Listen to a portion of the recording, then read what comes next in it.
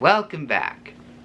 So today I'm finally going to be talking about The Lord of the Rings and J.R.R. Tolkien. Born in 1892, John Ronald Reuel Tolkien was an author, most famous for writing the Lord of the Rings trilogy. These books consisted of 3 movies, The Fellowship of the Ring, The Two Towers, and The Return of the King. The story centers around a small, human-like creature called a Hobbit. The Hobbit, Frodo Baggins, goes on an adventure to destroy a magical ring that holds evil powers, and if the ring returns to its creator and master, it will spell the end of the world. Along the way, he encounters many adventures and colorful characters, including the eccentric and wise wizard Gandalf, the noble Aragorn, and that nasty Gollum, who was a former owner of the ring and is obsessed with getting it back. It's a story that has captured the imagination of millions, especially after director Peter Jackson brought the story to life in film. Hell, the series is often considered to be on the same league as Star Wars at times. However, that's not what I'm going to be talking about today, especially because not everyone knows, or some people may forget, that there is a story that came before The Lord of the Rings. Our first adventure to Middle-earth was actually in a story called The Hobbit. Written in 1937, The Hobbit centers around Bilbo Baggins, Frodo's uncle and caretaker. In this story, we see as Bilbo embarks on a journey to free a mountain from a vicious dragon, and return to the dwarves it rightfully belongs to. Now, for those who do know this tale, some may think of the adaptation by Peter Jackson that started in 2012. And while I enjoy those movies, I'm going to be talking about them another time, because in fact, Peter Jackson was not the first to adapt The Hobbit to film. Hell, he wasn't even the first to adapt The Lord of the Rings to film. Although I'll be getting to that another time. So, the film I'm going to be talking about today is the 1977 adaptation of The Hobbit. Greatest adventure is there if you're bold. The film was a made-for-TV film created by Rankin Bass. For those who don't know, Rankin Bass was a film company famous for producing Christmas and holiday specials, most of which were done in stop motion. That's right, the guys who made Rudolph the Red-Nosed Reindeer, Jack Frost, The Year Without a Santa Claus, and many more, gave us this. Now, don't get the wrong idea. I love all those specials. In their own way, they're fun, interesting, and cute, if not a little weird. But when it comes to a story like The Hobbit, Rankin Bass may not be the first choice in adapting that story. Well, they did it anyway, so we might as well take a look. This is the 1977 version of The Hobbit. Let's review. So our film begins with a narrator reading from a book. How many times have you heard that to begin a story? The narrator introduces the world around them and describes hobbits, who are small creatures like humans. They live in holes that they keep nice and clean and comforting. We then get our first look at Bilbo and... yeah, I admit his design is something you need to get used to. Well, Rankin Bass often did joint productions with Japanese companies, this one included, so it's not really a surprise that there's a little influence in their animation, especially in the eyes. Bilbo, voiced by Orson Bean, goes out for a smoke. Something I feel is a very common occurrence in writing a Rankin Bass film. Our movie's Gandalf, voiced by John Huston, then appears. And while he's no Ian McKellen, I think this Gandalf does a fine job, and does the character well. Enough! I am Gandalf, and Gandalf means me! Damn, he even comes with his own lightning effects. Gandalf then introduces his party, a group of dwarves led by Thorin Oakenshield. And, get this, Thorin is voiced by Hans Conriad, who is also the voice of Captain Hook from Disney's Peter Pan. And if you think I won't make a Peter Pan joke in this review, you obviously haven't seen enough of my videos. We are met tonight in the house of our friend, this most excellent hobbit. May the hair on his toes never fall out. As for the rest, I say let him go bald. Hear, hear! They all stay the night at Bilbo's, where they explain their mission. Far off in the east, beyond the misty mountains and the dark forest of Mirkwood, there you will find Lonely Mountain. You know, I think I've heard of that place in my last D&D session. The dwarves of yore made mighty spells, while hammers fell like ringing bells. Excuse me, narrator. I believe Thorin was telling the story. Thorin, or the narrator, tells Bilbo that his people once lived in the Lonely Mountain, before a dragon named Smaug appeared. He took over the mountain and all the countless riches that the dwarves had made and collected over the centuries. Now the time is drawing near for the dwarves to retake their land and their treasure, and they wish to enlist Bilbo as a burglar to help recapture the gold. Is this the adventure you've planned for me? To help you recapture the gold? None other. Yeah, I don't blame Bilbo. The idea of having to deal with a dragon would raise me a few octaves too. Reluctantly, Bilbo agrees. And with the dawn, we get our opening credits. Now, it's time to talk about some common criticism with this movie. Many people dislike this movie because it's a musical. And honestly, I can see where they're coming from. I mean, the songs do dumb down the tone of the movie when compared to the original novel. Not that the original novel was especially dark, but it did seem a bit more serious than this movie. Still, most of the songs included in this movie are from the original novel. The novel did include some little songs that describe moments and backstory to the world, so it does actually make sense to include them. They're not necessary as Peter Jackson's adaptation shows, but they add a nice touch and show that the people making this movie do pay attention to the source material. Plus, unlike Peter Jackson, this movie doesn't add any unnecessary characters or subplots that aren't even from the source material. Now on their adventure, the group stumble upon a camp full of trolls. Hoping to put his burgling skills to the test, Thorin asks Bilbo to steal some of their food. How I look for a bit of bad flesh. Not flesh.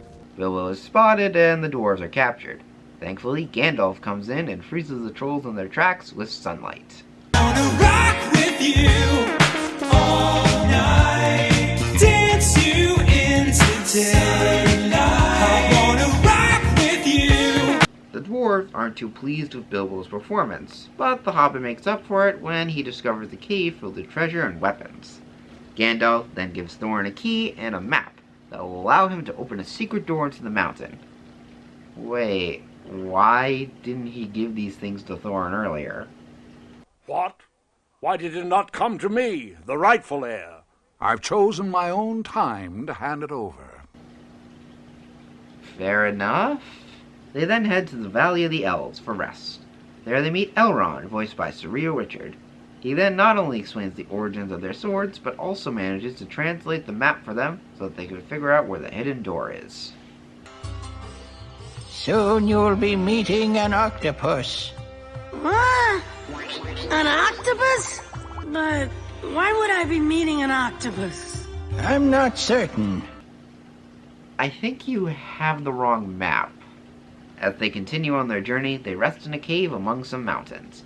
Unfortunately, the cave happens to be the front gate to a village of goblins. Thankfully, the goblins give us the catchiest tune of the movie. Goblins squawk and goblins beat, goblins laugh and goblins bleat. Hammer, hammer, whip and hammer, blow. Below my land. Thorin tries to explain that they are only trying to seek shelter, but the goblins don't believe him, due to his sword, which is known as the Goblin Killer during a great war. Thankfully, Gandalf steps in to put a stop to the goblins. Stop!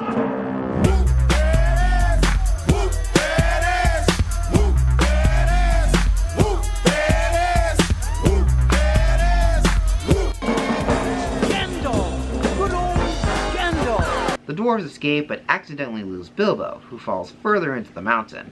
There he finds a strange ring. He also meets Gollum, voiced by Brother Theodore. And I gotta say, I love the design for Gollum in this movie. It's a far cry from other designs of this character, most of which depict him as a deformed, human-like creature. Here, he feels more like a frog or an amphibian, which I think gives him a bit of extra creepiness. We then partake in one of the most famous parts of the story, the game of riddles. Here, Bilbo and Gollum match wits of each other, asking each other riddles. If Bilbo wins, Gollum will show him the way out. If he loses, Gollum will eat Bilbo. Now, it is cut down compared to the original novel, but they actually do a bit more of the scene than compared to Peter Jackson, at least in terms of actual riddles. Eventually, Bilbo manages to succeed when he asks Gollum what is in his pockets. When Gollum can't answer, he instead flees, but gets angry when it's revealed that he can't find something that he was hoping to use against Bilbo. As it turns out, what Gollum was looking for was the ring, which can turn its wearer invisible. Realizing this, Bilbo uses the ring to escape. Ta-ta! Thief! Thief! Dragons! We hate it! Hate it! Forever! Hates it! Hates you! Hates family! Hates cow! Bilbo manages to catch up with everyone, but they all get chased off by goblins riding wargs. Roast 'em, fry and roast 'em till beards blaze and eyes glaze, till hair swells and skin's black. Fat melts and bones black in cinders lie beneath. Well, I guess pine cones also count as hand grenades. To their luck, they're saved by a group of eagles, who are most likely flying to the sea. You know, Dr. Evil, I used to think you were crazy. I know. But now I can see you're nuts. I thank you.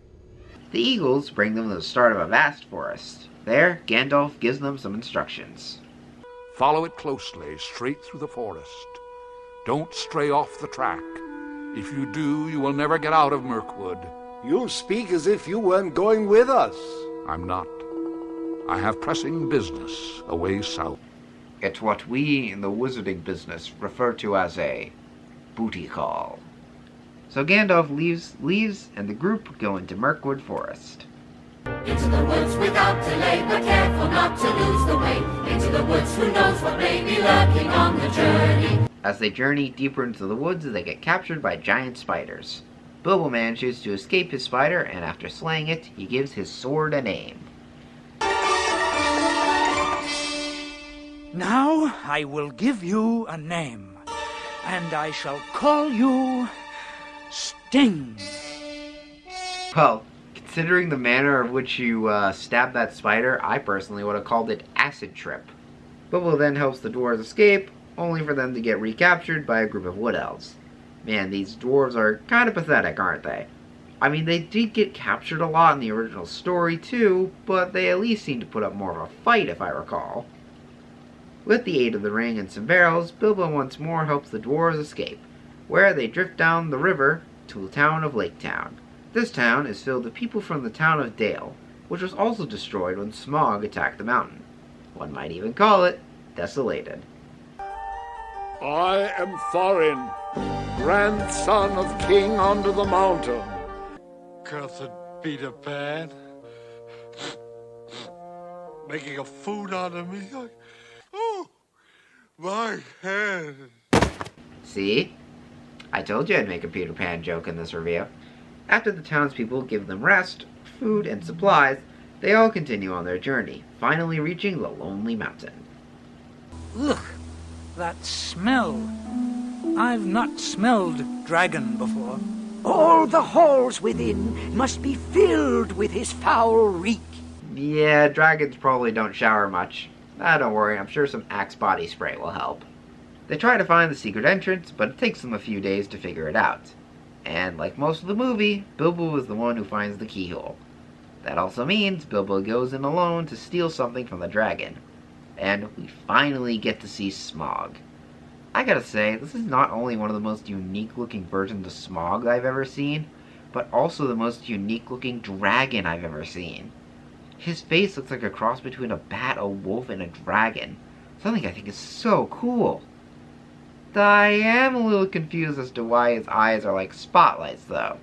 What, did those swallow a flashlight one time while he was admiring his gold? We also get another of the most famous scenes from this story, the meeting of Bilbo and Smaug. Smaug, who was voiced by Richard Boone, is actually rather interesting, because he's given an actual personality and can speak. In most versions, he is very full of himself and actually enjoys having polite conversation, even when he knows the person he's talking to is about to die. He's also crafty, as Bilbo tries to confuse him with riddles, but Smaug is able to figure out that Bilbo came from Lake Town. Bilbo is also clever because he's able to distract Smaug by showering him with compliments as well. It's a great scene and a great moment. I am strong, strong, strong! Whoa, no, hey, Smog, take it easy. I'm trying to do a review here. Bilbo managed to escape with a goblet, but this only succeeds in enraging Smog, who traps them inside the mountain and proceeds to attack Lake Town. The Lake Men, led by Bard, do everything in their power to stop Smog. Bard, voiced by John Stevenson, tries to use his arrows to hit Smog. Thankfully, Bilbo tells a small bird Smog's weak spot, which the bird relays to Bard, who manages to pierce the dragon's hide. Well, that was surprisingly easy. I mean, yeah, Lake Town's now burned to a crisp, but hey, Smog's dead. Several weeks later, the dwarves are boasting about their treasure, while Bilbo is worried about the townspeople. Everyone goes outside to find the mountain surrounded by an army. It turns out that Bard has joined up with the King of the Wood Elves, voiced by Otto Preminger. The two wish to take the mountain from the dwarves due to the damage the dragon has done over the years it has lived. Not wanting to fork over a single thing, Thorin and company refuse, and everyone but Bilbo prepares for war. And thankfully, Thorin's cousin has come along with an army of dwarves to help fight. However, the fight is interrupted before it even begins by a familiar face. Who's that old man? Get out of the way! Move, you old fool! Old fool? Gandalf!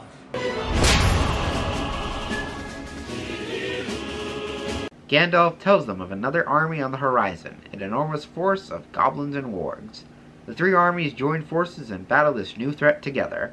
All seems lost until the eagles arrive. If these be our last moments, men, let us live them with honor. Hold, all is not lost. The goblins have many enemies. There is yet still another army on the way. The eagles! Eagles! The eagles are coming! The battle is done, with both sides taking severe casualties. One of those casualties includes Thorin, who has some final words for Bilbo. You did understand war.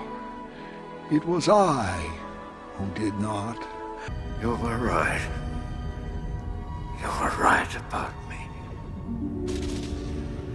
Tell your sister. You were right.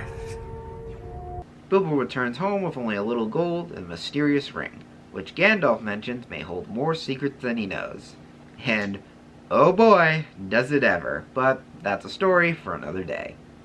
And that was Rankin Bass's The Hobbit.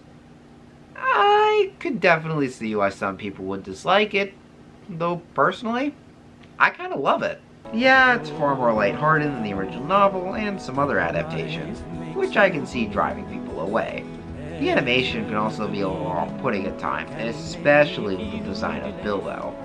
However, overall, there's a lot of charm to it, and what it does right, it does well. I especially was impressed with the depictions of both Gollum and Smaug in this film, as both were well designed and voiced really well. Overall, it's not a masterpiece, especially compared to what would come in the future. Still, if you want to take a journey to the Lonely Mountain, then this is hardly the first place to start your adventure through Middle-earth. Thank you for joining me on this review. Until the next film, farewell.